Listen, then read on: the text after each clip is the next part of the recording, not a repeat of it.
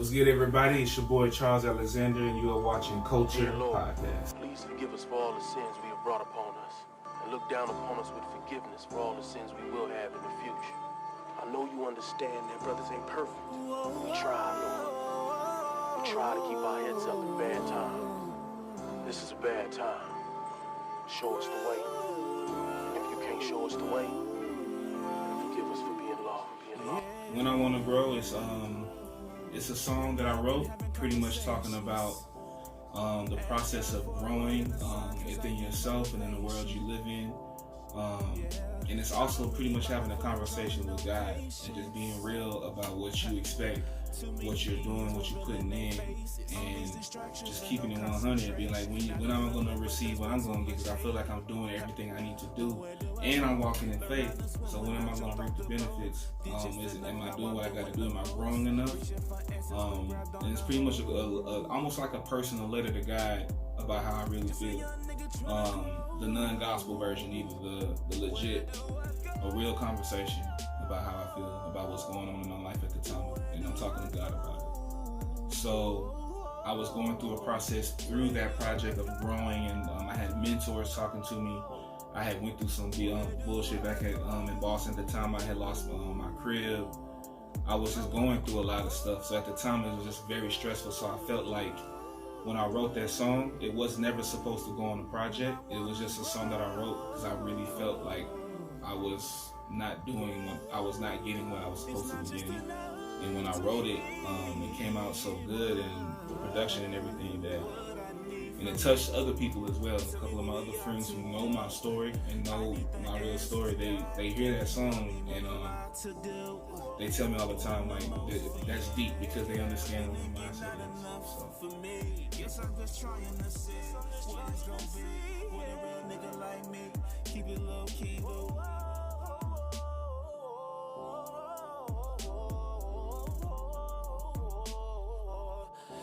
Guess I'm just trying to see. I think I've always known that I wanted to do music, to be honest with you.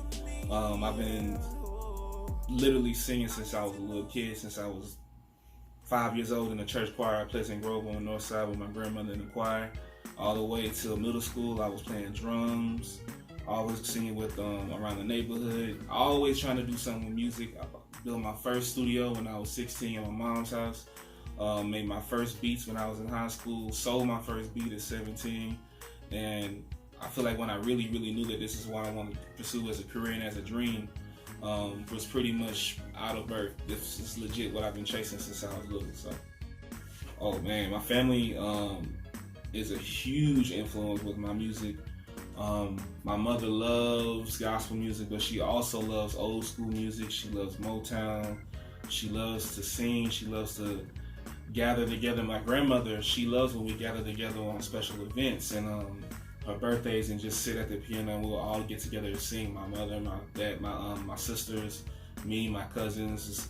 It's all in the family. So every special event, whether it be a holiday, anything, we're always together singing, and that's been tradition in my family since we were little. So it's been a huge influence in my life. I feel like one of my grandmother's favorite songs that she would love to hear us sing is "I Won't Complain," and it became one of my favorite songs growing up in my story, in my life, and my struggle. So, and it goes like this: I've had some good days. I've had some hills to climb. I've had some weary days and some sleepless nights. But when I look around and I think things over, all of my good days, they outweigh my bad days. And I won't complain. It's a little something. So as a kid, I grew up listening to a lot of R&B and neo soul artists. I was born in '89, so of course you have your Earth, Wind and Fire, your Motown, your Funk, your September, your Rick James. I used to love Rick James. Stevie Wonder. As I got older and got into R&B, man, I really got into music Soul Child. I was still to this day, a huge music Soul Child fan. Tank, Genuine, Tyrese, a lot of the old school early 2000s and on R&B cats are kind of like my favorite right now. And that's kind of what influenced me the most, is the early 2000s R&B.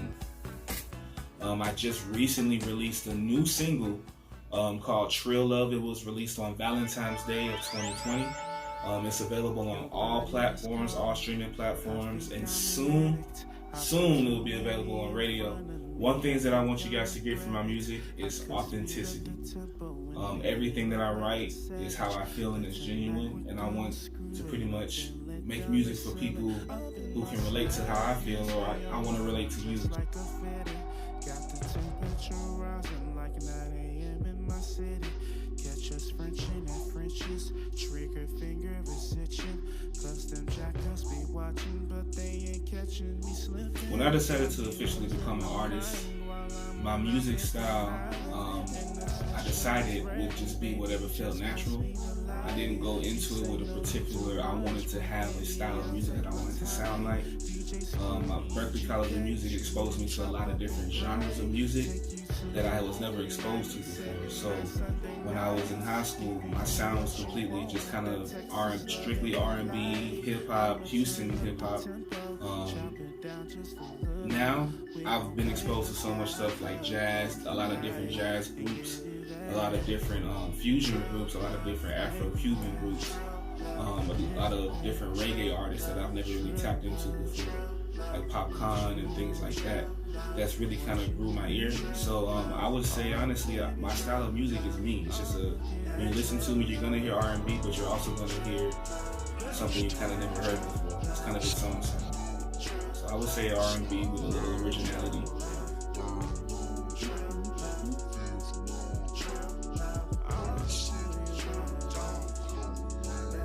So I got into Berklee College of Music. I was a senior in high school when auditions came around. I didn't really know what I wanted to go to school for. I know I love to do music. I know I like to produce at home.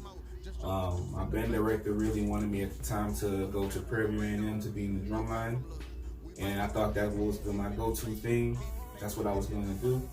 Then my mother got an email from one of the counselors at Thurgood Marshall High School saying, hey, there's a music school that I think your son would enjoy. Check it out. She read it. She sent it to me. I got excited immediately. I didn't even know there was a school for music that existed for people like me. Didn't really take it as serious. I didn't know I was going to get in.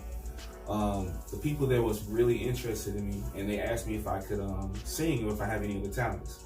I told them, of course, I sing, and I actually ended up singing a couple of songs that I wrote at the time. In the interview portion, I swear I wasn't getting in, bro. I was not getting in, so I didn't take it as seriously. I was very much myself, and I was young too, so I was very, I'm like, I didn't care at this point.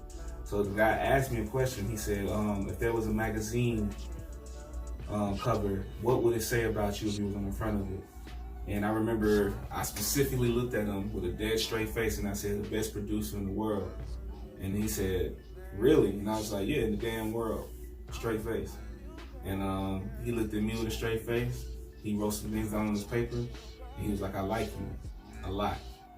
And that's honestly the only question I remember him asking me. But the next thing you know, I got an email saying that I was accepted with a scholarship for the percussion program. And we threw a huge party that night, and it was great. So that's pretty much my story about how I got in. I didn't expect to get in, and I got in, and it's been a blessing in my life. As I walk into the room, the walls around me grow ears and record the motions of my inner self and inner thoughts. My lungs get heavy, and a sense of self-observation overwhelms me in a way that alters my natural stance. In a sense, I'm exposed. I cannot hide what's written on the outside, no matter how my soul tries. You are you, and I am I. So why lie about how I'm alive? You have the power to change your tomorrow today. That quote was actually created by my father. When I was younger, he owned a computer business that he just started, a little shop on the east side. And whenever you would call, he would pretty much, that would be his answering machine. You have the power to change your tomorrow today. And I literally watched him do that. And I kind of take that with me, and I think about that a lot. So, yeah, that's a quote.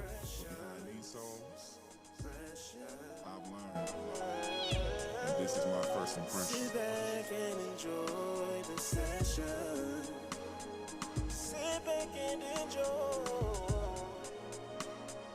I'ma roll you up. Music by Charles Alexander is available on all streaming platforms. And be sure to follow him on all social media at Charles Alexander Sings. Like, comment, and subscribe to This Is Culture podcast. It's just what we do. These first